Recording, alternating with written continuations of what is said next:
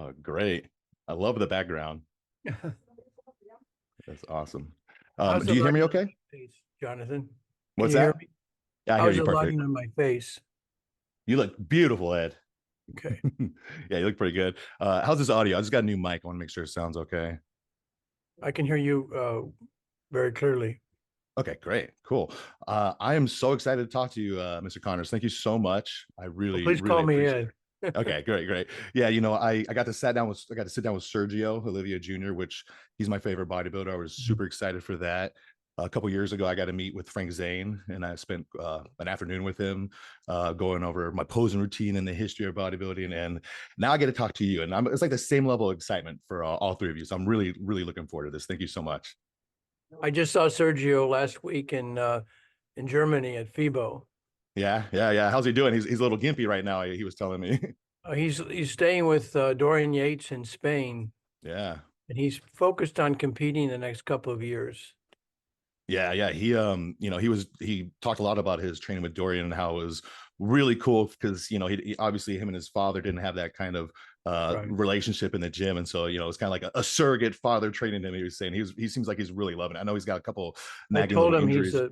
a totally different person than his father, who I didn't really care for. And Yeah, that seems to be the he general said consensus. pretty much he didn't care for him either. Yeah, yeah, hard life, of course, Yeah. different times, but yeah, definitely Sergio's a much different personality than his pops for sure.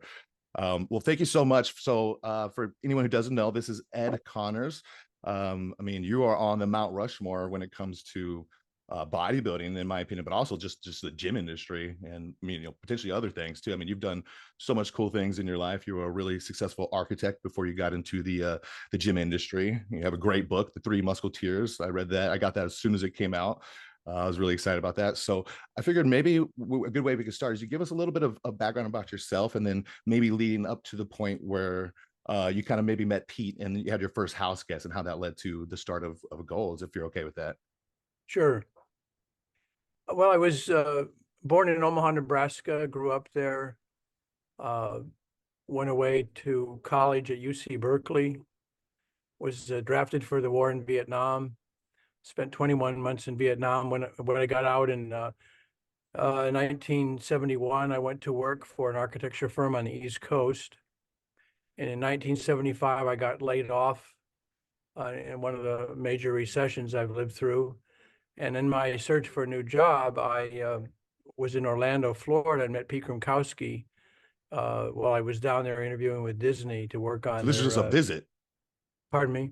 This was just a visit there. You weren't living there. I was going there for a job interview Oh, in okay. with Disney, and I went over to Orange Avenue Gym to see somebody I knew from New Haven who was training there. And Pete Gromkowski was working or was behind the counter, and he was the biggest human being I'd ever seen. And I said, "Well, gosh, I just came from a job interview in Los Angeles, and if I take that job, you ought to come out and stay with me while you get on your feet and go for the Mr. World title." And he said he was going through a divorce. He had no money, no car. Uh, but I eventually sent him. I took the job in LA because I couldn't stand the humidity in Florida. It reminded me so much of Vietnam. But you're in Houston now, right? Well, actually, Houston is much better. It rains here. It doesn't rain here as much, and there's a lot of tree cover and clouds.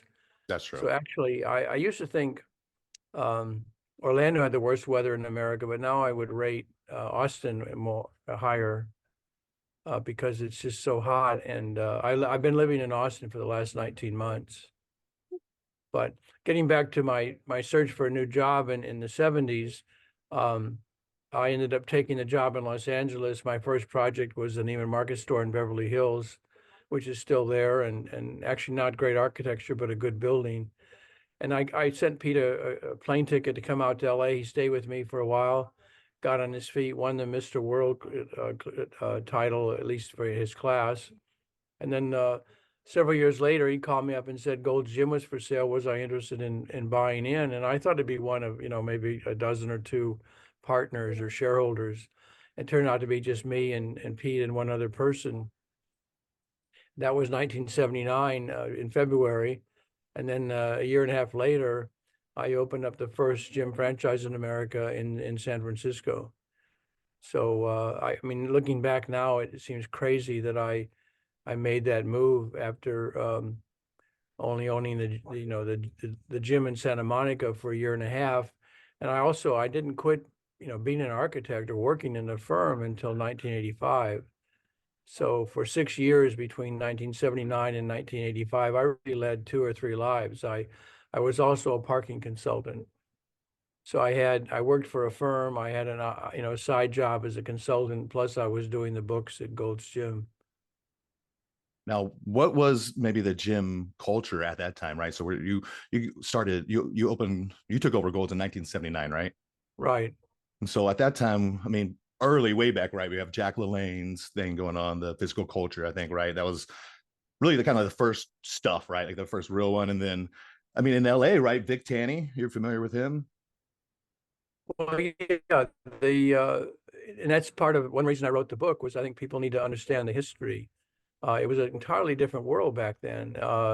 The spas, were at one end of the spectrum, and the other end were the hardcore gyms, basically garage gyms or gyms in people's basements. There was nowadays you can go any mile in urban America and find some place to work out, at least before COVID.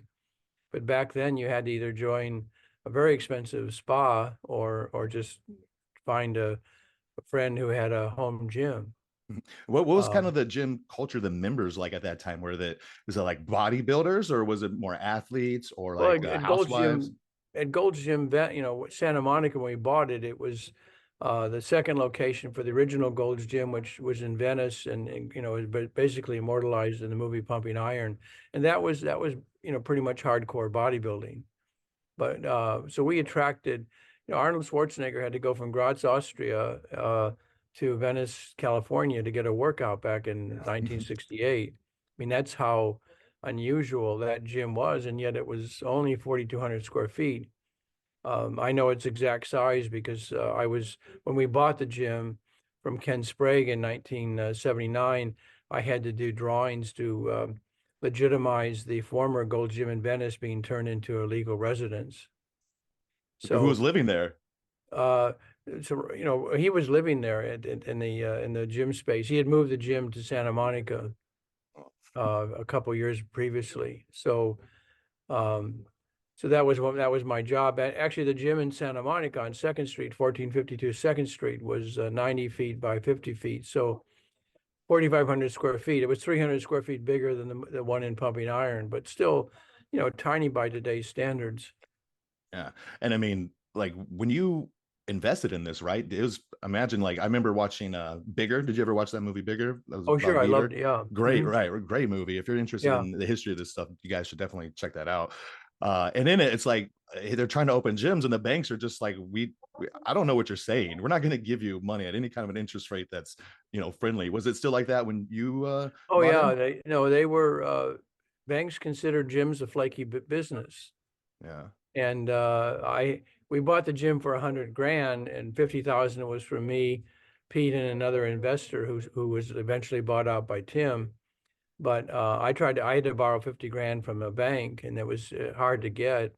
I think only because I had an architectural salary, Yeah. so that I was able to get a loan. But Well, on no, the it cover of was, your book, right, it has the two muscle guys, and then are you the one in the suit in the middle? So it's kind yeah, of like, I wore a coat and tie pretty much every day, and yeah. Pete So and I Tim definitely were think you're the part. key Yeah, component to getting that. I wasn't there to tell people how to work out. I was there to teach them the business of a gym franchise. So what made you decide to just?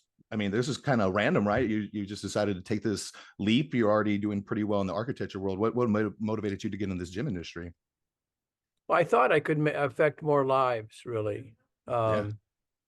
Being an architect, it's maybe 5% inspiration and 95% drudgery, and the clients typically, building something is never really a fun process.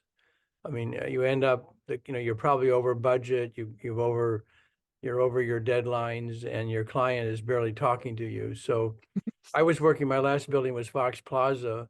Marvin Davis was the client. And I mean, he was, he's now dead, so I guess I can call him a jerk. But yeah, Uh, he was a difficult client, and it wasn't fun. yeah. And The I gym felt industry can like, be very fun for sure, especially in that crazy gym. I mean, were you actually in the gym? Like, were you running things daily or? no, I would leave my architecture world and 5 or 6 o'clock or 7, and go down to the gym and do the books and maybe work out.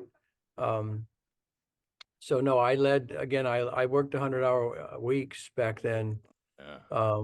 With the various jobs, but I was having a ball. It really never seemed like work. It was really an amazing time in my life, which I wish I could somehow capture or recreate. Um, Yeah.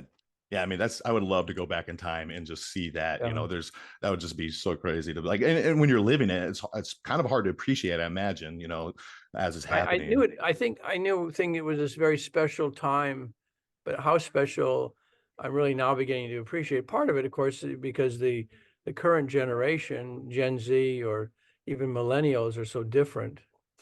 I mean, the amazing thing is I could never have done what I did with Gold's Gym now because the people are so different. Yeah, The yeah, people exactly. I like mean, you or Sergio, those people don't exist in any great number.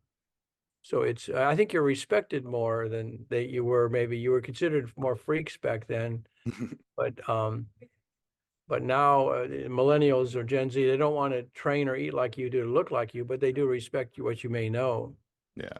So it's a very, I think that's another point in my book is that, change is the one constant. You just can't build a box like 24-hour LA Fitness do and expect it to last forever.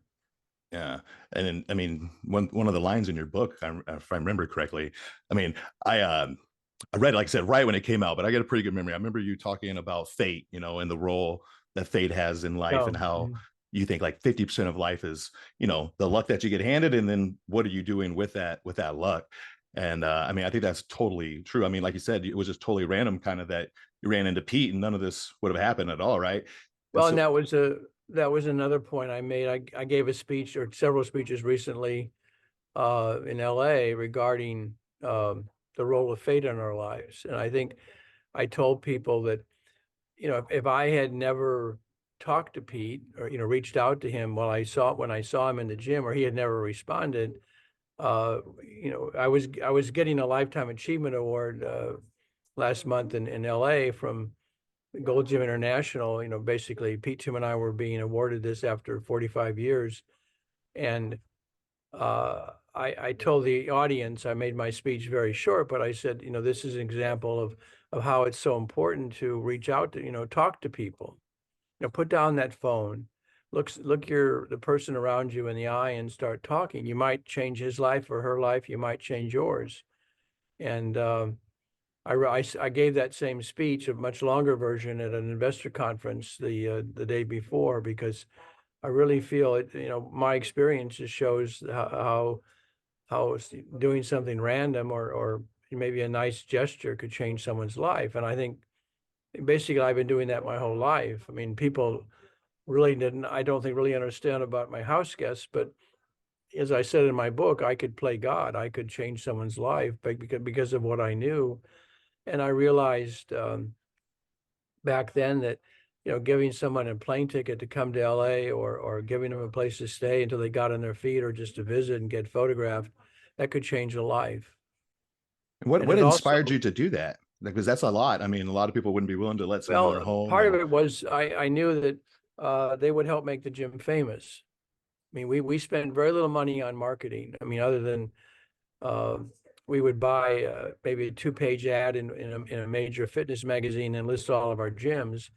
But if you opened up any fitness magazine back then, and there were at least a half a dozen, you would see dozens of images of Gold's Gym, Venice, and people even wearing our clothes. We didn't pay for any of that. And most of the people in those ads, or not those articles, were house guests of mine. I somehow had the eye to pick talent. I mean, it's amazing. I think that's one thing that motivated me to write my book. I started listing all the people that I knew in a 25-year period who became pros, who were house guests.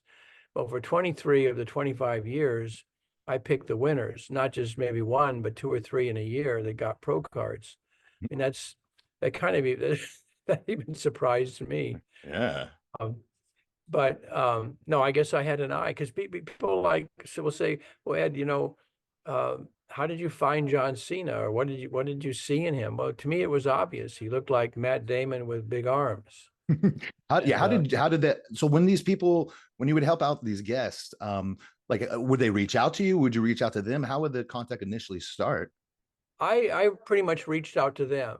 Uh, I would back in the day, and people don't understand this now, but the Gold's gyms that were popping up all over the country had had bodybuilding contests. They called them Gold's Gyms Classic, and I would usually invite the winner out to LA to be photographed, and especially if they were good or had potential to go somewhere, like Jay Cutler or Paul DeMeo, um, or Mike Friend, any of one of a number of people during that 25-year period.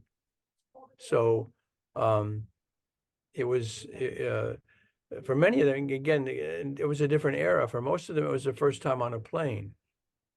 This is the 80s when I researched it. Only 10% of Americans had ever flown. And this is also back in the day when you could actually book a plane ticket for someone under your own name. So if I sent Paul DeMeo a paper ticket, he was flying as Ed Connors, and I was getting mileage. Oh, So I nice. got about 6 free frequent There flyer we tickets go. a Yeah. year. I would send people a ticket. They'd come out for a week or two, get shot in the gym. And for most of them, it was kind of an eye opener because uh, in the magazines, the people that they admired or were idols of, I mean, for whom they were idols, um, were larger than life. But then seeing them in Gold's Gym Venice, they realized they were human, that they didn't typically lift any harder than they did. And we go down to the firehouse and have lunch or dinner, and they would say, well, God, yeah, they don't eat any differently than I do. So somehow a lot of them got the idea that, well, yeah, I could be a pro bodybuilder. I It could becomes make a living out of tangible. it. Yeah. Yeah. Nice. I really want to get into your house guest, but Mhm. first, let's perhaps, like, I'm curious about when you first when you first took over Golds. Was it like profitable right away? It was already profitable when you bought it. Oh no, we lost money the first year. And again, one reason I had to continue working as an architect for 6 years is we weren't making enough money to pay ourselves a decent salary. Tim Kimber was the one of the three partners. He was paid to be a manager of the gym. We could afford that. Pete was doing guest posing work and traveling all over the world. He also had a supplement line and bodybuilding courses. He was really kind of ahead of his time with the whey protein. Yeah. Yeah. Is he, am I wrong? Um, did Aceto do anything with him? Is that how Aceto started? No, Chris. I hired Chris when I met him at the Weider camps in LA at the University of Loyola University. So Chris was somebody that I spotted, and he actually he never. I don't think he helped with the formulation. He basically though helped sell the nutrition analysis programs to our gyms. He would go on the road and meet with gym owners, and again, there's another. Supplements were in their infancy. It's not like today at all. Not at all. And what kind of pushed you guys over the hump to where you started becoming profitable? Was it, just kind of like the brand, or was it you start getting like more prominent members that brought in more members? How did things start turning around? Well, it really was related to the growth of the gym franchises. We had a very steady growth. It was like a 30-degree uh, angle on a triangle. Just very steady growth. I think we were at 100 gyms within, gosh, uh, 8 years or so. And that, so you started the first gym, you I, guys opened yourselves, or was this a franchise to I, someone I else, the one opened in the San first Francisco? gym franchise in 1980, June 16th, actually. We're coming up Okay. on the 44th anniversary. So there hadn't been any franchise gym before that? No, no. Oh yeah, nice. And then I know that like the branding was big for you guys too. Obviously, the clothing, Right. getting in the magazines and everything like that. Can you talk about how that kind of helped you guys become for a while? I mean, really, from I mean, I would say 1980 to 2000. If you think of a gym, I mean, Gold's Gym was kind of the one that would come to mind from the general public, in my opinion. And how do you think you were able to make that happen? Well, again, I think it was the magazines. The magazines were the social media of the day, and there were probably at least 8 or 10 somewhere in magazines, not just Weeders. And Weeders magazines went all over the world. They were printed in 36 different languages. You know, three alone in India, which right now has 137 Gold's Gym franchises. Yeah, they So love it over there. that just shows you the power of media back then. Yeah, Uh, real quick sidetrack. I had mentioned, are you familiar with Willie and Angel Banos? Were they oh, sure, franchising? yeah, yeah. Yeah, yeah. So I was with that company for like 6 years. Mhm, I was in the West Hollywood location that you mentioned in the book, and I thought that was mhm. really funny. Yeah, I knew those guys pretty well at one point for sure. And it's interesting to see because when I started at Gold's, I guess that would have been 2010. There was still kind of the like hardcore, but like serious. You didn't have to be a bodybuilder, but you were somebody who was serious about your Yeah. fitness goals, one or the other. And I just think maybe, I mean, it's just totally changed in my opinion, right? Over the last, Mhm. 15, 20 years. Can you speak on that at all? How you think maybe Gold's Gym has changed? And I guess just the gym industry in general has changed since maybe you left? Yeah, in fact, I wouldn't, before COVID, I would not have recommended the gym business to anybody because it was just so cluttered and hard, expensive to get into and kind of a crapshoot to succeed. But since COVID, um, smaller personal training gyms have become viable.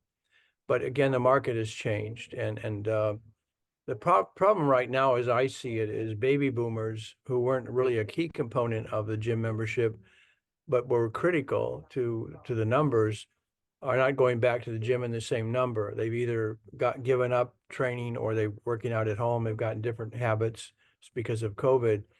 So the big box gyms are in trouble, and it's the smaller gyms that are popping up that are, I think, doing well. Some people are just buying themselves a job, but others appear to be doing great. They're able to charge anywhere from 70 to $135 a month. So that's quite expensive. When I opened my first gym in 1980, I was charging 19 a month, That probably which was a good amount then, though. it was equivalent to $54. Yeah, yeah, But that was still very affordable compared to what the big yeah. box They're gyms yeah. charging. Those what was the goals when you took it over? Was the membership still 1999, or did you raise that? I don't remember actually what Ken Sprague was charging. I'm sure we kept the rates, but it was definitely affordable. I mean, because you could join for whatever you wanted, a week, a month, whatever, 6 months, 3 months. And that was unusual too. People, the spas tried to lock you in for a lifetime or 5 years or three They want years. and your children. They want to get Yeah. everybody on a lifetime.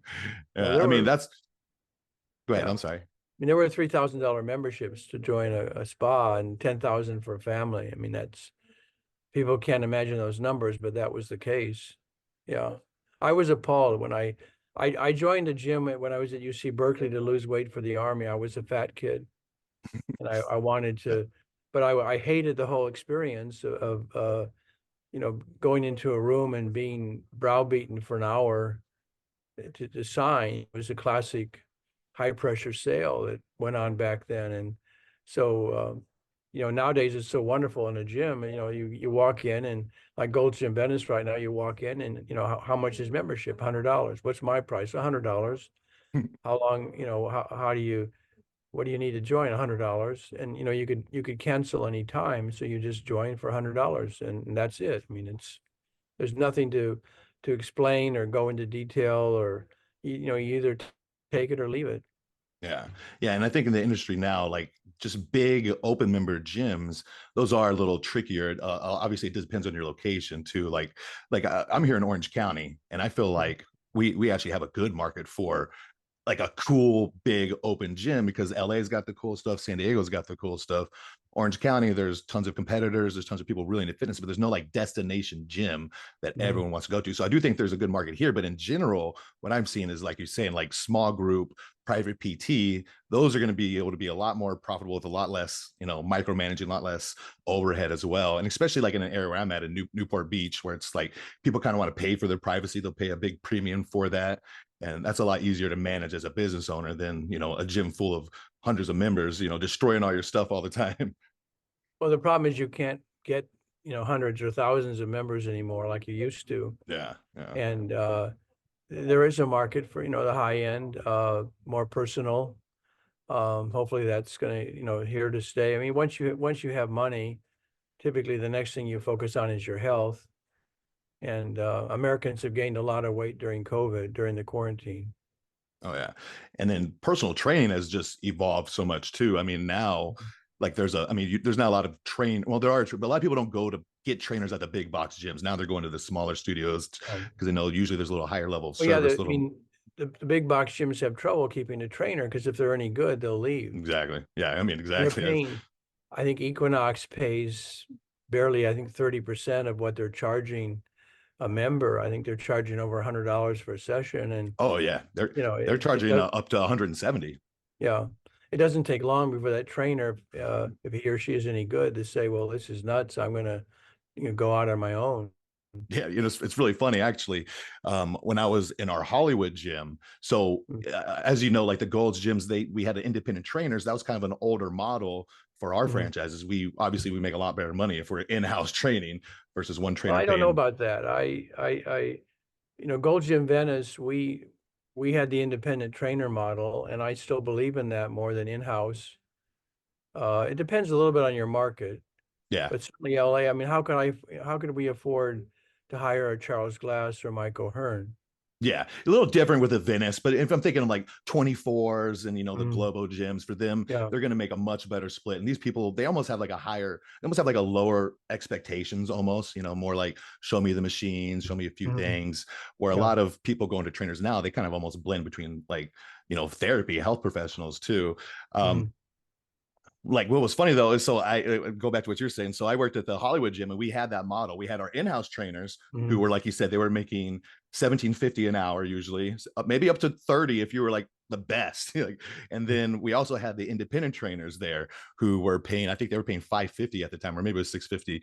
And we had, Rich Piana was there. I know he was one of your house guests, right? And so it's like our trainers are riding their Vespas and bicycles up there, and then they see these trainers driving their Porsches and everything. Yeah. And it's like, okay, well, there's something wrong. Okay, so that dichotomy did not work for that situation. But yeah, definitely. I mean, any trainer is really worth their salt. They're not going to stay in a big box gym more than a couple years to get their feet wet. And I think there's a different avenue now too. I think if I was a brand new trainer, I probably would try to find a smaller private gym and almost get like mentored by somebody. Mhm. The personal training industry, I mean, you had to have been a big part of that. Like, were people training for aesthetics really, like before Golds? I mean, I gotta imagine it's one of the first places people were going to look good and not just to get better for sports or something like that. I think it was, again, people ask me, why do people join a gym? And of course, people want to believe it's for health reasons, but to me, it's all about sex appeal. Oh yeah. You want to be more attractive. And I wish I could really pinpoint accurately when personal training started, but definitely Body by Jake Steinfeld was probably one of the key players I talk about in my book. He was acting in one of the scripted shows up at Universal Studios playing the Hulk. And I know people from the studio, actors, actresses would come up and see him or the show and want to know how to, get their body, harder toned and whatever, lose weight. So he said, like a smart Jewish kid from the Bronx, he said, or Brooklyn, he said, well, here's my business card. If you want information, you can hire me here, And he started a thriving business and went on to CNN's Body by Jake show a couple years after that. So he really he transformed the industry, I think, with that. Did he ever work in Venice? He had clients there, but he had more of his clients in my gym in the Valley, which we purposely opened for at 5:30 in the morning for him. And I write about that in my book because the Northridge earthquake happened at 5:31. So we had members in the gym who were affected, during that disaster. But yeah, he utilized. Well, I think he had a lot of clients in North Hollywood too, not North Hollywood Gold's Gym, but also the Northridge Gold's Gym. Yeah, North Hollywood. I think that was the Banyo's first one, right? If I'm Yeah, mistaken. that was Yeah. Willie and Angel's first one. Yeah. Yeah. Yeah. They're good. I saw Angel a month ago when I was given the Lifetime Achievement Award Yeah. in I meant to Malibu. ask, is that recorded anywhere? I would love to see that speech. I can send you some videos. Oh, Yeah. appreciate it. That'd be great. Yeah. Who was maybe like who were some of the first trainers that were in Venice? But Charles Glass has been there forever. And he was still competing when he was training too, or he had already stopped competing? Yeah, uh-huh. There are others that are one of them, I brought out from Nebraska, John Richling. He was my trainer for a while. Michael Hearn was somebody I saw at my gym in Seattle that I had with partners. And I said, you belong in LA. And he came down to LA. He never was a house guest, but he was somebody that I saw and encouraged to make the move. I have a wonderful letter from his mother that I gave him a while back, thanking me for getting him out of Seattle and down to LA. Oh yeah, I mean he's pretty iconic in Gold's Venice now. With the dog walking around, you see Yeah. him training. You look up and you see his pictures everywhere too. I like Mike. He's a good guy. I've got to talk to him a couple of times. Um, Maybe let's get into some of your house guests because that is obviously one of the big things you're known for. I remember I think the first time I ever heard who you were, I think it was Jay speaking about you just so fondly, and then I saw you maybe on RX Muscle a long time ago, and I was just so astounded at how big of a role you played, like kind of behind the scenes, like unless you're in the know. And Mm. so some of your most famous house guests, right? Obviously John Cena, who is just blowing up now. Even the last Mm. like 2 or 3 years, he's become just huge. It's got to be cool to see that because right, I remember like his first movie, like it just getting panned, and he wasn't, Mm. it wasn't the greatest, and just total action. Now he's found a real niche for himself, this lovable kind of comedic, guy, and I think he plays that role so good. Do you follow him? Do you watch all of his stuff at all? Oh yeah, we text about once a month. In fact, he turned 47 yesterday, Oh, and I sent him a birthday wish. And I also sent him a video I took when I was at FIBO a couple of weeks ago in Germany. The waiter saw a copy of my book on the dining table, and he pointed to the John Cena's name, and then he did the "Can't see me" yeah. uh, gimmick. And I asked him to do it again, and I photographed it, did a short video, which I sent John yesterday, and he got a kick out of it. So I That's said, your reach is amazing. Here's a Turkish immigrant. He's lived in Germany 10 years, working in a restaurant, for whom you are his hero. He's a big fan of yours. He loves you. yeah, So he's blowing up. Did you watch Ricky Stanicky by chance? yeah, I I, didn't I care love for the that. movie, but I loved him. I was gonna say he yeah, made it. He was I perfect. admire the way he totally immerses himself in the movie. Which, I mean, I haven't cared for a lot of his recent movies, but I mean, I've liked him, but not. Well, I thought Argyle was terrible. I didn't see that. He was in Uh, Blockers too, right? I used to train one of the yeah, actors that that was was a in little there. better, but Yeah. still, yeah. I honestly, I think his first movie, The Marine, was really good, and I he's like that. That was like that's when I was referring to that. yeah, critically, people didn't like it. yeah, It was and pretty I like formulaic. his comedic roles. The bit parts, the one where he's with Mark Wahlberg. He's in a couple movies with Mark Wahlberg where he's funny. That's funny because people say he's Um, like a jacked Mark Wahlberg. Sometimes I've heard that. yeah. Well, that So was the thing when I saw him in the Gold's Gym when he was training there. He reminded me of both Matt Damon and Mark Wahlberg, who were very. Mark Wahlberg actually was Marky Mark back then. He was training in Gold's Gym Venice. I had met him in church and given him a membership. He's very religious. I assume he still is. But yeah, John, I went up to and tapped him on the shoulder when he got out of the gym in the parking lot and said, "Have you ever thought about professional wrestling?" And he said it would be his dream. he had a very telegenic look, very, the kind the camera loves. Yeah. And I could see that. I don't, it was so obvious. And he said, I said, well, he said, well, there's just no way I could ever pursue that career. And I said, well, I could show you how. And after he graduated from college, he came out and stayed in one of my homes, I think, for about 5 months, and then moved into one of my overflow house. But he was totally focused and dedicated and on a mission, and he still is, I think. I mean, he doesn't want to have kids. I think that's the reason he had divorced his first wife. But yeah, he's an amazing individual. How did you form this relationship to be able to help the wrestlers? Did you have a personal relationship with McMahon or his father, or how did that start? Well, yeah, Vince McMahon had tried to buy Gold's Gym. Oh, Uh, what year was that? in the early '80s, but we were asking too much money in his opinion. So yeah, the wrestlers were making Gold's Gym quite popular or famous, and Who I were think the wrestlers that were there at the time? pardon me. Who were the wrestlers that were there at the time? Oh, all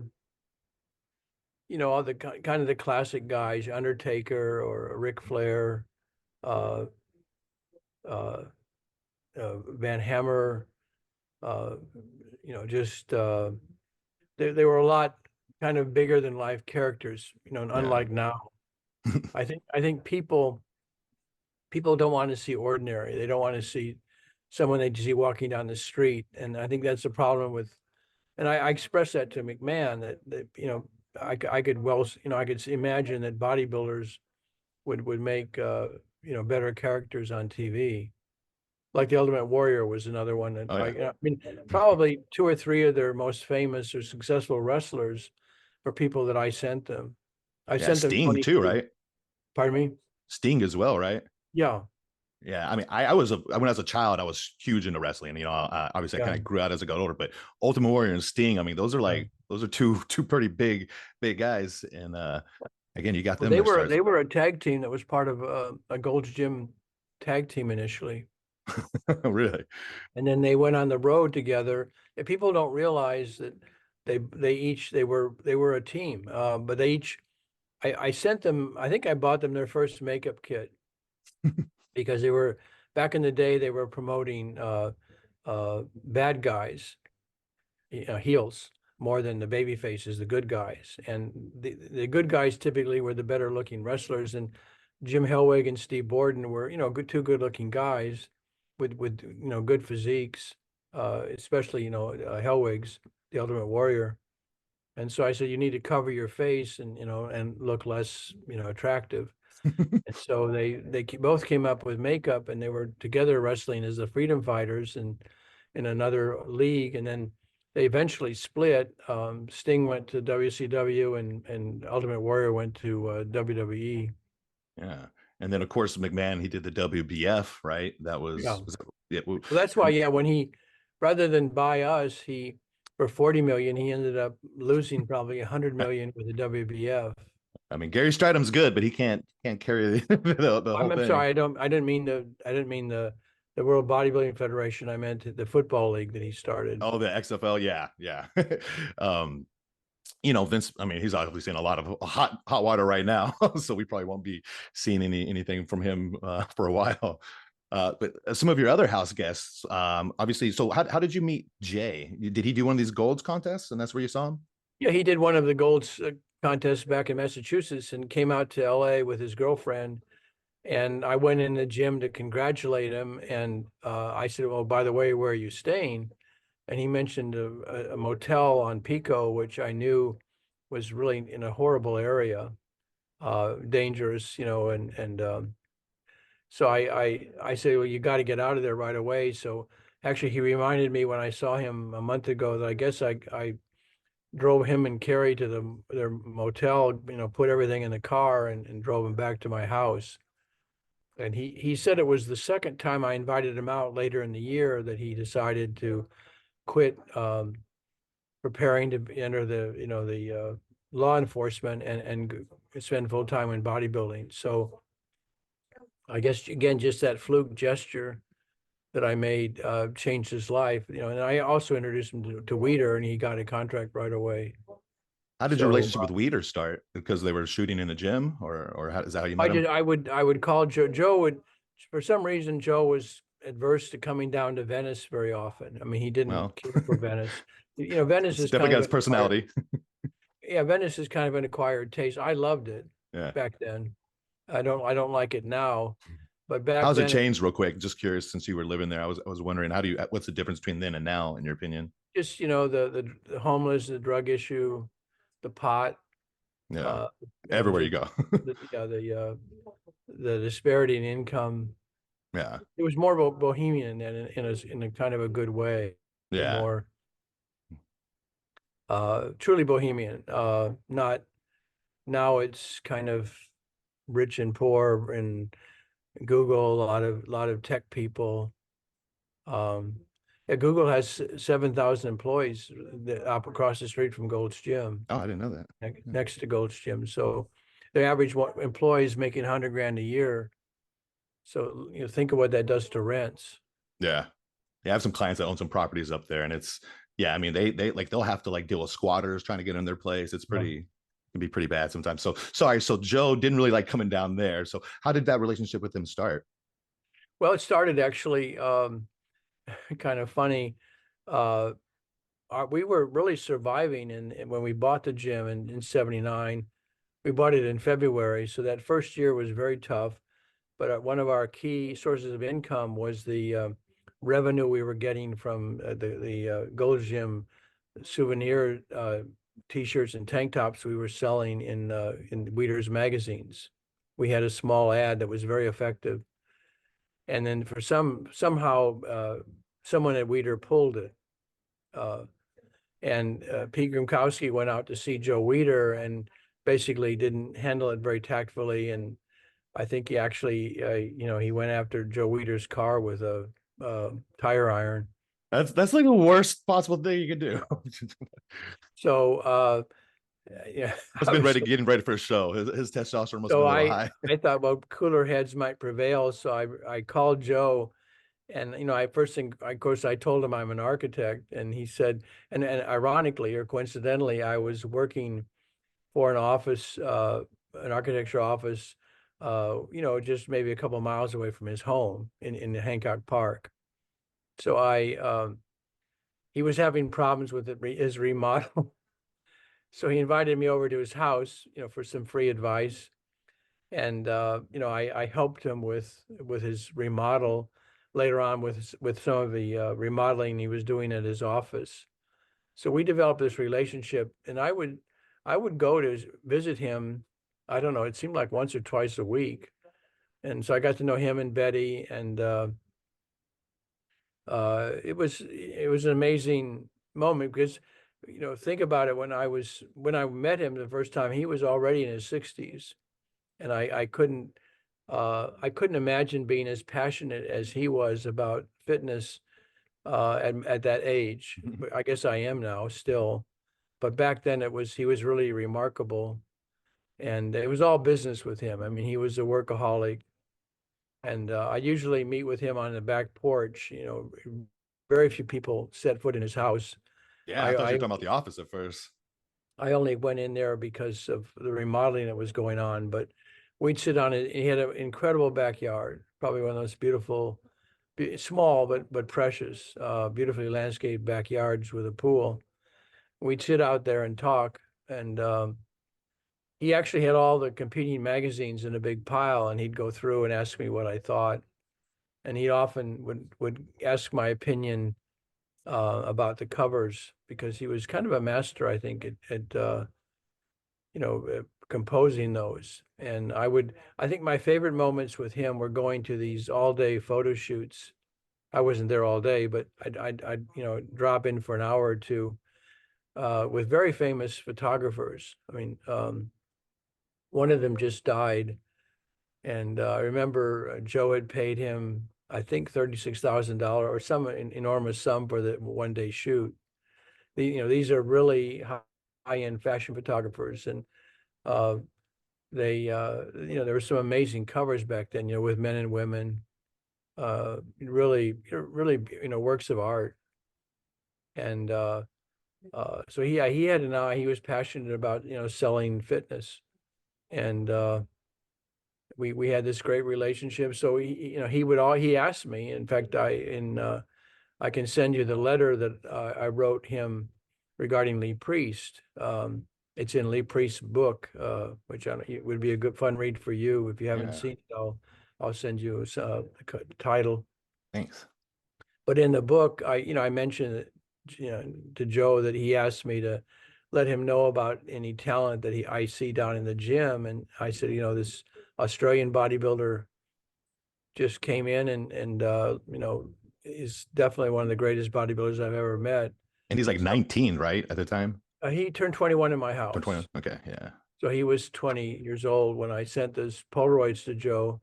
And we had, I sent him FedEx. And so within a matter of days, Joe and I and Lee were having lunch. I would typically take the guys up to Weider's office in the Valley, and we'd have lunch with Joe. And Jay's spoken about how when he saw Lee at Gold's Gym, that was just the most impressive thing he had ever seen when he was first up there. And yeah, I mean, geez, Lee was incredible. I love him. He's one of my favorite guys too. Such a character. Yeah, for what, I mean, I called him, I don't like really calling anybody the greatest, but I mean, when people ask me, I say, well, Lee Priest probably comes the closest. I think I look more for body parts. Yeah. I Um, mean, man, those Nobody has it arms. all. If Lee were 2 inches, he's 5'3". If he'd been 5'5", I think he'd been Mr. Olympia. But Yeah. his legs are a bit short for his frame. But yeah, at age 20, given what I know he was doing and how hard he was and how he looked, I mean, it was an amazing physique. Lee's crazy. Who are some of the other people that you introduced to Weider? Oh, I took Dennis Newman to meet him, Mike Francois. Uh, I introduced Nasser El Sambadi to him. And they Uh, all ended up with contracts. yeah, Paul Dillette, Oh Paul yeah. DeMeo. Yeah, pretty much everybody I would make him aware of. And he must have had several dozen under contract at one point. Oh yeah. It was a totally different era then, right? For these guys. Now it's like, Yeah. a lot different. Some good and some bad about it, of course. Yeah, there are no magazines. It's No. Yeah. And that, I mean, it is kind of cool. Like we're never going to be able to recreate that era, yeah, I mean, Gold's Gym, even when I was there in 2000, well, maybe it was like 16, 17, it still had a little bit of those old vibes. I mean, I had just yeah, gotten done with the show, and I believe it was Per Bernal comes up to me, yeah, and the photographer's there. He's like, "Hey, you get a good rebound, like we could do a shoot." And like I saw Sean Roden there with training yeah. with Psycho, and then Charles Glass, and it still had kind of that vibe. But then I do think over the last couple of years, even that's changed a little bit, And the unfortunately. magic's not entirely gone, but it definitely is, no comparison. I mean, part of it again is the change in our how we listen to music. Um, I talk about it a little bit in my book, but um, I'm old enough to have experienced Studio 54 in New York, Hmm.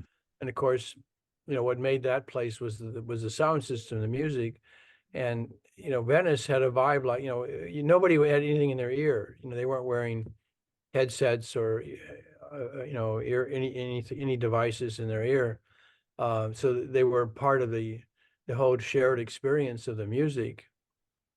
And we would have different music played during the day, depending on the hour. So it was that was key in making the gym work.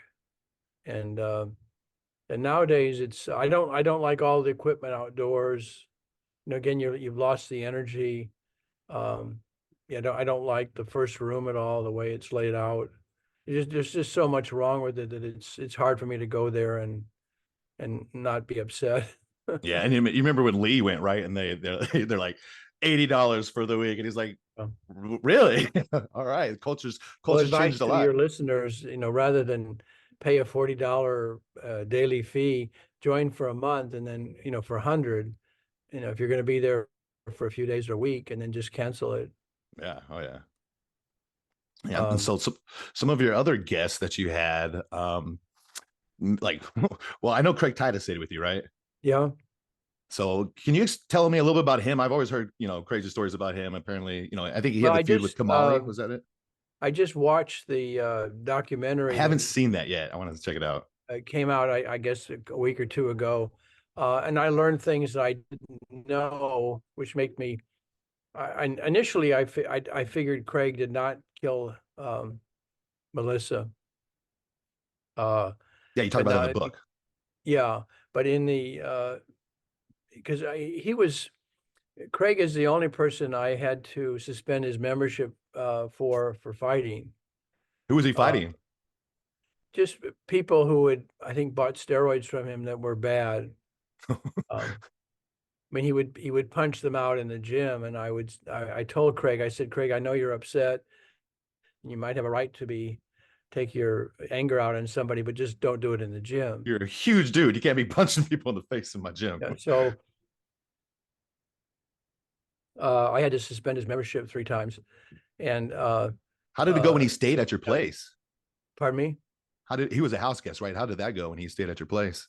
He was a great house guest. He was very neat, very organized, which most of the guys weren't. I was in the army, so I tried to,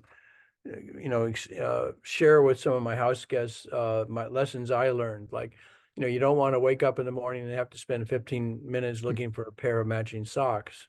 It's me every day looking for my keys, like the first Yeah. thing in the morning.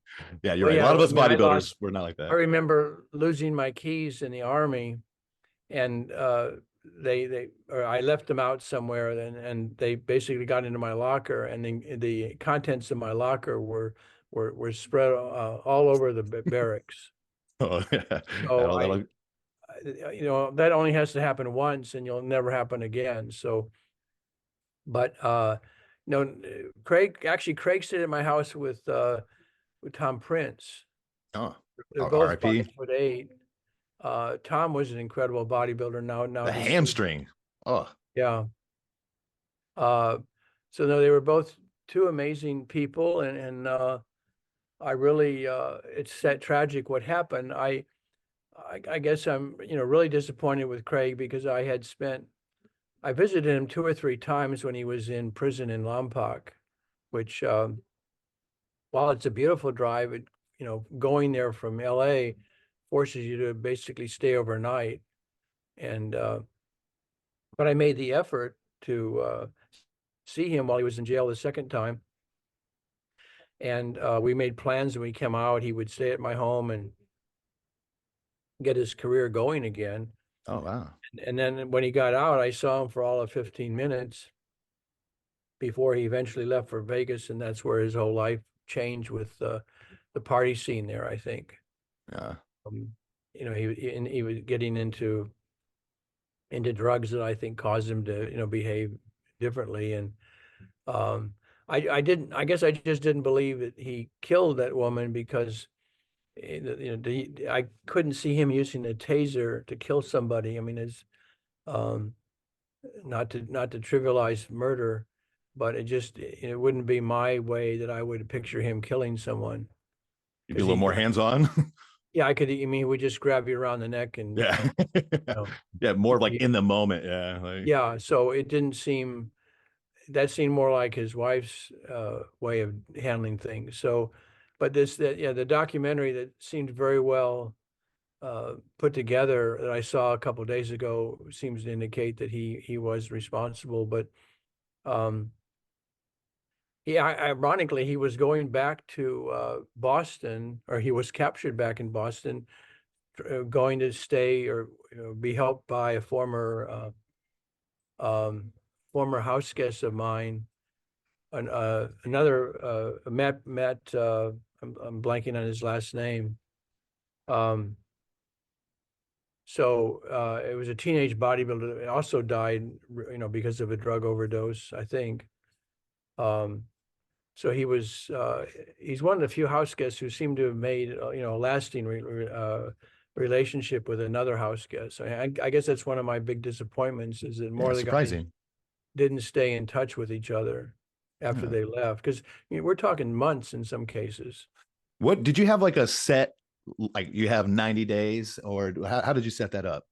No, it's strange. I mean, and looking back now, I mean, it's almost crazy the way I handle things. I Frank McGrath and Evan Marriott, who became Joe Millionaire, stayed the longest.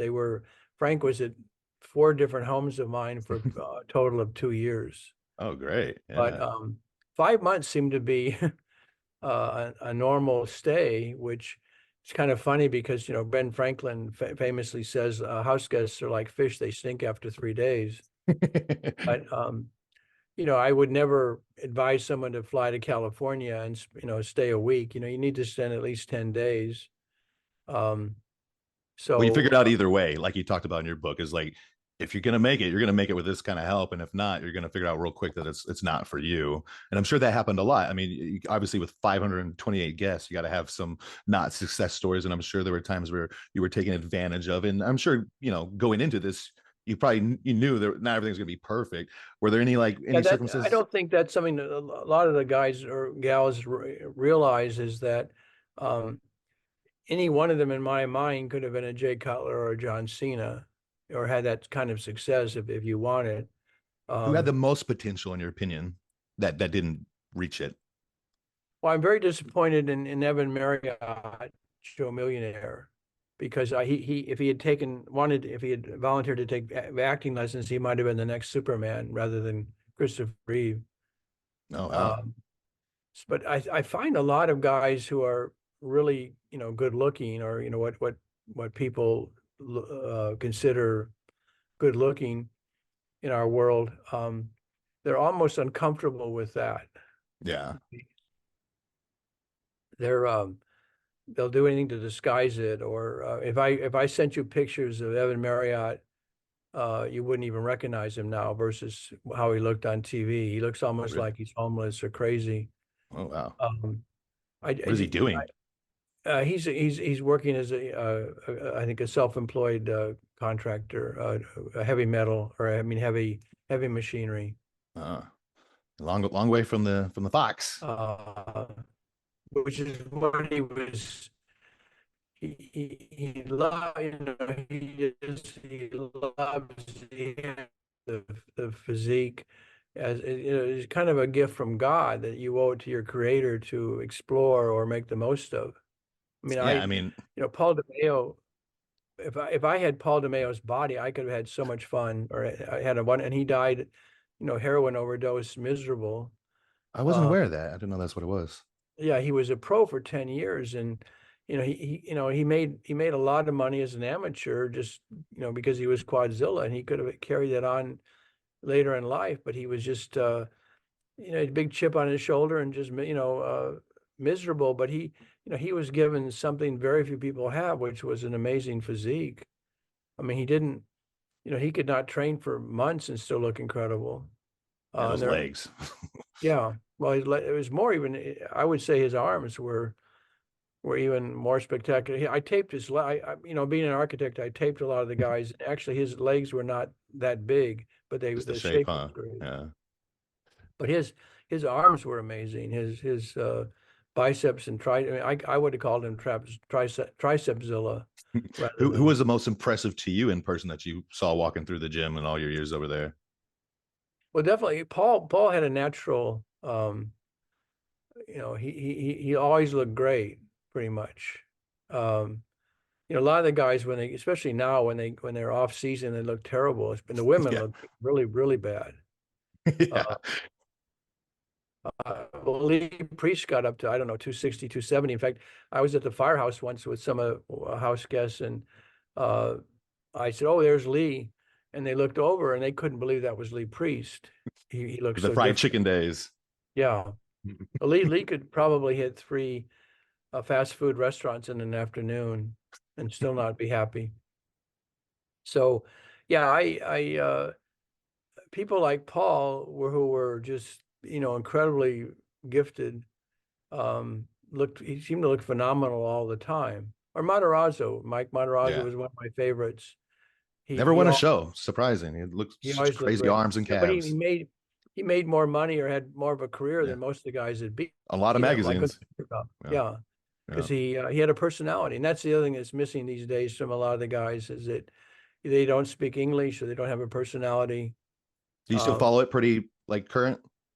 yeah, I'm still actually looking for talent for WWE, Oh, and wow, I still cool. like to, if I see somebody remarkable, I like to let them know that I think they have a future and, give them hope or encouragement. What do you think about the scene right now? Who stands out to you? I saw Sergio Oliva, in Germany. He was probably the most in shape uh, bodybuilder I saw at the FIBO. They were all working booths, but a lot of them really looked, were very sloppy looking. And frankly, if I were them, I would not even have, appeared on the scene. But Sergio looked great. He's got a great personality. Yeah, I hope he does well this year. Do you think Um, maybe any of that has to do with like the PED use at all? Is it like compared to the old days, maybe they were on less time, so when they were well, off, they didn't look as bad? they were definitely taking, fewer drugs back then. I mean, that could be why their off seasons they didn't look as Yeah. terrible, potentially. Yeah, well, it's just again, they're just there's typically a big difference. So I don't think it's healthy to gain more than 30 pounds or off season, but some of the guys are just, I joke with them. It's not bowling. There's no magic to 300. Yeah. Yeah, I do. I never get heavier than 210 and I compete like a 195. Like I'm the same way. I can't. It's just uncomfortable too. So in the gym, like what's maybe like the biggest personality? Who was the biggest personality in there that you can think of? Well, Or Matarazzo had a very big personality. yeah. He just couldn't handle Venice. I think he eventually moved to Modesto because he just he got caught up in the gossip, I think, or he's very Italian, very animated or socially engaging. Jim Quinn was another that was a favorite of mine, but he again he didn't really like the scene, and well, Jay didn't like the scene in Venice either. He moved to Orange County right away. Yeah. Yeah. What about the Um, Barbarian Brothers? I've they always were they were characters. They were wonderful. David was an incredibly talented photographer, and I can't believe he died first. But yeah, he was. They were just wonderful characters. Not to everybody. They had their issues with people like Lao Zato, but they were fun members. Yeah, they were uh, colorful. They had personality. yeah. What was the interactions kind of when the celebrities started showing up? Was it, were they like no one bothered them? Did they interact with the bodybuilders? Was everyone kind of doing their own thing? Well, How no was one. I that? think no one bothered them, which they appreciated. They were just one of the guys or gals. Um, some of them, like Jimmy Kahn, who died recently, he actually, helped them. The ones that wanted to try and get in the entertainment industry, so he would reach out. But I think they loved the fact that they could be in there and maybe lifting something, and some big bodybuilder would go over and help them or show them how to do it right, or correct them. Um, it was just a very relaxed environment for them. Um, Who were some of the main, like the bigger celebrities that were coming in there? they all typically they would come in when they needed to get in shape for a movie role. So Yeah. like I mean Keanu Reeves came in, I remember, again, my receptionist, I heard her screaming and I didn't know what was wrong, and I go out of my office, and she says, I said, what are you yelling at? She said, look at it's Keanu Reeves on the motorbike in front of the gym. And I guess I knew who he was. A lot of the time I didn't recognize the actor or actress. Like I think I joke in my audio book that I was in the gym lobby, the entry, and someone said, "Oh, there's 50 Cent," and I looked down at my feet thinking that someone had dropped some quarters. And that's kind of the way I was with a lot of the celebrity. I think in gym clothes or in that scene, they didn't look any different. And that's one thing I love too. So when I was in Hollywood, it had kind of died down a little bit, but yeah,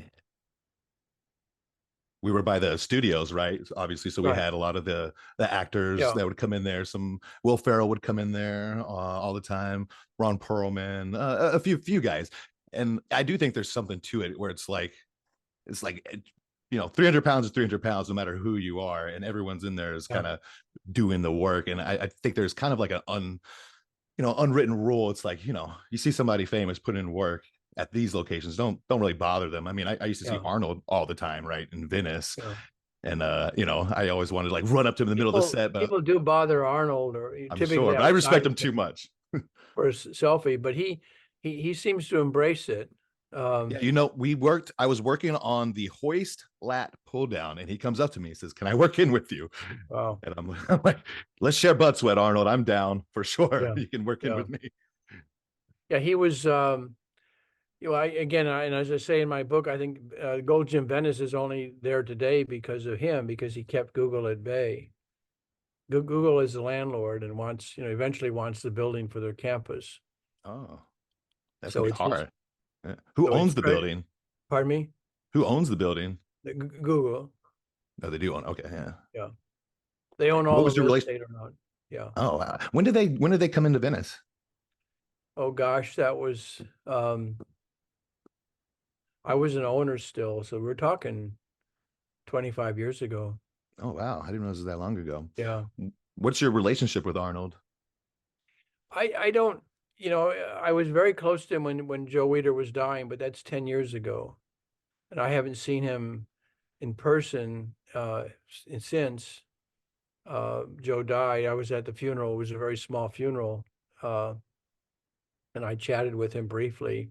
I'm not even sure he would recognize me right now. Oh, I'm sure he would. Arnold. Um, but He's got pretty good. uh, It's not like you lost your hair. yeah, well, I'm not, actually, he's a year younger than me, or 2 years. No, hold it. And he's a year or two younger than me. I'll be 79 next week. Oh, happy birthday. Um, so we had a great relationship. Actually, I think we had a better relationship than he had with Joe Gold at the end. Well, yeah, there was like drama, right, with World Gym and Well, Gold Gym. he owned World Gym for a couple of years when Joe Gold was in poor health, or Joe Gold gave it to Arnold him. Arnold owned it. Oh, I Yeah, didn't know that. and That's in kind the of weird, 90s. huh? Well, and then he lost money. I remember talking to him about that. And because he lost money, that's when Joe Gold gave him the real estate, the building that the World Gym was in Venice. But then Arnold raised the rent, and then Joe moved the gym to Marina del Rey, to the former Sizzler restaurant, where where it was for quite a few years. So when he died, Joe Gold had 600 members. We had 12,000. So there wasn't really much of a No, rivalry. there was no rival because we were, it's two different animals. Yeah, definitely. So one second. We would have lunch. We try to have lunch every few months with Joe Gold and Mike Uritz, because so if we would terminate one of our franchises, they might then try and become a world gym, and Yeah. so we would compare notes on gym owners. So So it was was a your friendly franchise it was a model? friendly rivalry, really. Did Stridham work out there? Yeah, actually, Gary Stridham worked for me in a gym I owned in Texas, and then I brought him out to California. He was a house guest in the '80s, and I introduced him to Weider, and of course he went with McMahon's group. Did that Uh, create any issues for you, like being in between the two when the McMahon had the bodybuilding going? no, I wanted the guys to make as much money as they could, and I was appalled that But they Weeder weren't didn't making have more any money. issues. Pardon me? Weeder didn't have any issues with you or anything. Well, he actually, when we had our newsletter, I think he thought we were going into the magazine business, and he got really upset. But no, I mean, he didn't like what McMahon was doing, but then it forced him to basically start offering the guys salaries. Uh, but I think what Joe didn't understand, and I tried to make him clear, what Joe would terminate guys if they did photo shoots for other magazines. But I said, Joe, they're basically making your guy a bigger star. Yeah. Yeah. Um, and how do you avoid taking a picture or showing a picture of somebody who's competing, who is your athlete, and not wanting it covered in Ironman or, muscular development or, other magazines of the day. Muscle Mag was very popular. And Yeah. so I told Joe, I said, the more coverage, your guys get, the better, because then they become even bigger. And he never really understood that. He Yeah. wanted them to be totally exclusive to him. I mean, that's kind of how he was with the IFBB too, as well. I mean, that makes a little bit more sense. But I mean, banning people from guest posing, and didn't at one point I think they banned people for guest posing at other shows or something like I that. think that makes sense. But even for Uh, the guest posing, I mean, I think it's good to have them guest uh, pose, bring attention to yeah, your I organization. I still think because you're endorsing another federation, which is competing, I would say that makes sense. But and then back then there were enough contests that you could make a great deal of money guest posing. But definitely That don't do the Lee Priest route and go compete for NABA. Get banned forever. well, Lee was outspoken, and I admire that, and Oh got yeah. in trouble. I think he had every reason to do what he did, and yeah, it's the judging. I blame the judges in the book for the way the state of bodybuilding is these days. In what I don't way? like. There's so much about it I don't like. The categories, the wellness, the figure, the bikini. You think there's too many and they're not well defined, Uh, or what are your opinions on that? yeah, just well, like for the bikini route. I mean, what they seem to be rewarding is kind of an anorexic look, very skinny legs, very unattractive, very And it unhealthy. changes. It's not always the exact same. One girl might have total ribs showing, and then at another show they look a little healthier. So it is a weird, not super standard like Yeah, bodybuilding. when does bikini become wellness, become fitness, become a figure? It's just basically it's all just a money game to basically have more categories to charge entry fees. It's $200 to $300 entry fee. We didn't even charge entry fees when we had contests because the competitors were the show. Yeah, So nowadays, if you're a promoter, you get 600 entries. Some of the men and women doubles. compete in more than one category. Yeah, do 600 four. times 300 is 180 grand in entry fees. What would you do with the female categories? Would you like get rid of a few? What would your opinion on that be? Yeah, I would get rid of a few. I loved actually the one category I liked. They've eliminated pretty much was the fitness where they perform on stage. Oh yeah, that's the Or, best. or the I love the couples. That was great. I also, yeah, who did that? Who were the main ones that did that? Oh, there were quite a few. I'm can't think of the names now, but actually I because saw of that. that, we were able to get HBO to cover our contest because we had couples. That was appealing to them. Yeah, I saw that recently. I wasn't aware of that. I think it popped up on my IG. I had never seen that before. That was really cool. Yeah, there are too many categories and too few people entering, and too many. I mean, but again, it's a millennial thing. Everybody gets a trophy or two trophies or three trophies. What do you think about the I see guys, people the classic and physique I and all see that? people coming out of shows with two or three medals around their neck, and it's all. I mean, God bless them. If it motivates them to get to the gym and work out, okay. But to me, it's kind of sad. It's like they're just It's a lot of need for external validation. Yeah. yeah, um, yeah. It's just a different world, and part of it I don't care for, and but that's me. I'm an old man. What do you think about the men's judging criteria and the men's divisions? Well, I think the classic probably is the future, but I don't like the weight limits are too low. Yeah. Even they did just up it a little bit though. Yeah, Another like they do when you seven to get a pounds. pro card to go up a bit, and but yeah, I guess they're gonna now have a men's wellness category, which is No, I don't think so. Tyler came out and said they're not doing that. That was well, like I heard otherwise, but um yeah, I just there's too many categories. It's like the bodybuilding's already weird enough. If we have a men's yeah, wellness, it's I like don't, I the don't think movie Amadeus, where the emperor says just too many notes. yeah. And I say there are too many categories, and yeah, it's all just a money game, and the competitors are the ones suffering, to the fans. um I'm so sick of all the ballroom seating. At one point I thought, and it was in the rules, that you had to have raked seating and auditorium seating, all the drama has gone out of the shows. It's just a machine. Yeah. I mean, and it's obviously watered down a lot, compared to the old days. You're winning nationals and you're right away an Olympia contender. Yeah. Totally different. Again, the pro card, it's like printing money. You're $250 a year to have a pro card. Yeah. And, I can't say anything. I'm doing it too. I'm going to try to do my Yeah. masters, get my light heavy and put it on my IG, and I'm going to water it down as well. But Well, unfortunately, again, if it helps you get work as a personal trainer or credibility in your line, and I do encourage guys to go for it, because that is one of the few ways you can sort of say, well, yeah, I'm accredited. yeah. So yeah, Yeah, definitely. I don't mean to put people down for doing it. It's just kind of sad in a way. I mean, just like with the women, the tanning fee, the makeup fee, the hair, The the jewelry, they'll buy jewelry. cost of the suit, the jewelry now. I mean, it's a couple $1,000s to enter, and Mm-hmm. it just Corey Everson was my first female house guest, and just a natural beauty, and she still looks great.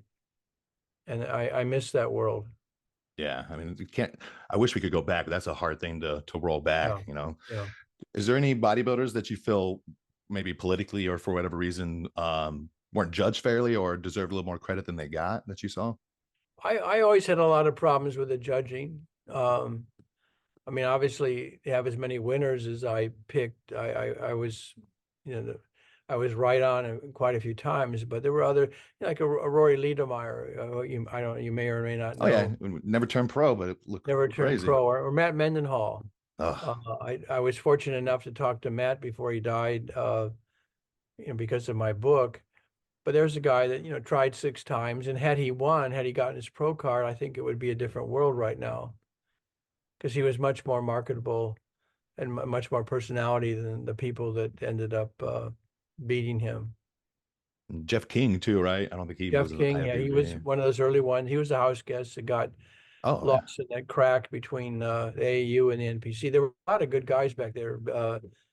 Victor Terra, uh, even Joe Miko. Yeah, there were a lot of great guys. Victor Terra, I said.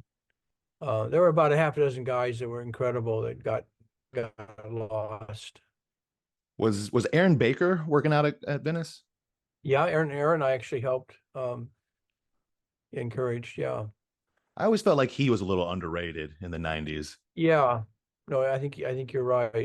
I think there were a couple of shows where honestly I would have put him over Flex, and I think they gave it to Flex just because he's Flex. It wasn't really in shape at all, and I think it was like a Florida one. A couple of them they were back to back. One of the things I heard you talking about, I can't remember the story, I can't remember the incident, but someone fired a gun. Am I right? At Gold's, there's a bullet lodged somewhere. Well, that was one of the topics on the podcast, was my relationship with Victor Richards. Oh, that's right, Big Vic. Okay, And can you mind tell me that story? I forgot that. well, I think Victor thought I had it out for him, but I didn't really. But incredibly enough, 3 gyms with which I was a shareholder, Venice, Gold's Gym Northridge, and Gold's Gym in Washington and Seattle, all 3 managers on their own, separately of each other, basically suspended Richards' membership because of fighting or the way he was harassing members. And in the Northridge case, again, I don't know all the details, but I believe he went out to the parking lot after having a fight with one of the members, verbal fight, came back in the gym with a gun, and it shot it off, and it went, the bullet lodged in the cash register. Where is she And just shot like in the front of the lobby, or where was he? yeah, in the lobby of the gym. So I don't, again, John Lloyd was my former partner manager of that gym. And again, I'm just repeating what I was told. But so Victor, wanted back into the gym in all 3 cases. But once you have prior knowledge of someone's behavior, if And they were to liable. injure somebody again, you would have prior knowledge, which would be, Yeah, in a court, would just sink you. yeah. And Victor would hit on typically, I guess, white women, and who might be married or have a boyfriend right standing by, and basically he'd play the race card to, which was all wrong because obviously, even if what color he was, it wouldn't matter. You had Yeah. this 300-pound monster approaching you for a date. I mean, it could scare a lot of people, no Yeah. matter. What do you do if that guy comes up to your girl and you're in you're in the gym? It's like, all right. We'll But he find some would place to hide. he would basically I hit on women, and basically if their boyfriend or husband objected, then he would play the race card. It Um, has nothing to do with the fact that I'm married. It's because of you're black. yeah, Do you think he had some real potential? Because I mean, he got all the hype off of that guest posing with Dorian, and obviously he looked good. But I don't know what his contest shape was if he really had yeah, that he might have been ability. like the Barbarian Brothers. He'd never diet down, and so you don't really know. And in some Uh, ways, that's almost better because you can live with that hype of people saying you yeah, looked better than yeah, Dorian, But yeah, obviously, if you're on stage, you're not gonna match that at all. yeah. He just seemed, again, just he's I don't know. I think he could have had a great career if he had just been, um, more personable. For your gyms, whenever you were franchising, at that point, are you guys just franchising the name, or are you actually doing like operations and all that as well? Well, we actually were a licensing operation until 1996, and then we became a franchise operation because then we had a manual. So once you have a manual, you're considered a franchise, and we got more involved because we had learned a lot by then. I mean, when I opened my first gym, there was no manual. There was no right way to do it. There still really is no right way. I mean, again, like my gold gym in San Francisco, having a babysitting would make no sense because most of the market there doesn't have kids, but they do have pets. So if you go to Gold's Gym San Francisco now on Brannan Street, you'll see actually a doggy daycare room. Oh, that's great. They should have So put that at our Hollywood one. We could have done that there too. yeah, but Hollywood was only 9,800 square feet, so pretty tiny. Did you spend much time ever there? I know you Yeah, went there a I couple I, of times. I did because of Rich Piana, and that gym had a lot of celebrities, and I've That always gym, been close to Willie and Angel. yeah. Um, I like they've got Angel. Willie's kind of an asshole. I'll put that out there for sure. they've got Willie has to be the bad guy. I mean, good cop, bad cop Yeah. routine. But yeah, they have 21 or 22 gyms right now. I kind of wish they'd just stop and enjoy what they have, but I got to tell you, as you know, I was a trainer and then I became the training manager. And there were, I think, 6 gyms when I started. And then within 3 or 4 years, we were up to 14. And yeah, it's hard to manage appropriate growth and stability with that. And a lot of things, I think you're right. I think they should have slowed it. And they've gotten rid of some of their gyms too now. Like one of the yeah. ones I opened, they sold to LA Fitness and stuff. So I think they're kind of realizing that a little bit. But yeah, that Gold's in Hollywood, that was the craziest. I had really not been out in California that long. I was from Texas. So to Mhm. come out there and just see like, oh my gosh, like just the craziness. We would see, all the C-list celebrities. We just really should have had like a camera running just the full time because it would have been great reality. Yeah, that was a Wasn't Lady very Gaga a member? I did not when I was there. There were a lot of people who were that stopped. I know Fabio at one point was there. Again, a lot of the smaller gyms that kind of started popping up and pulling off some of that because obviously, if you're a big celebrity, you kind of prefer to be a Mhm. little bit more private. So, I am working on a new gym concept that is virtual, but it's still bricks and mortar. But I wouldn't how does that use. work? I'll have to send you my pitch deck. Nice, cool. But no, I believe something new is needed. But in terms of for a traditional gym, there's an incredible amount of new equipment available. Yeah.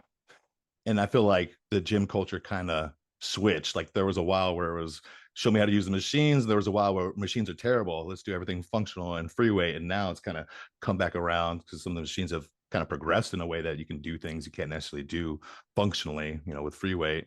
A lot new I don't. I'm manufacturers not. coming out. I'm not a big fan of this functional fitness I see because that's how people get hurt. Yeah, I mean, being strong is functional. You know, I come from a more therapeutic background, and my whole thing is working as hard as you can. Like a lot of people get lost in functionality, and it's like you can Mm. be functional lifting weights if you're breathing right and you're in the right position. You don't have to like stand on one foot and like do touch your nose or do something weird like that.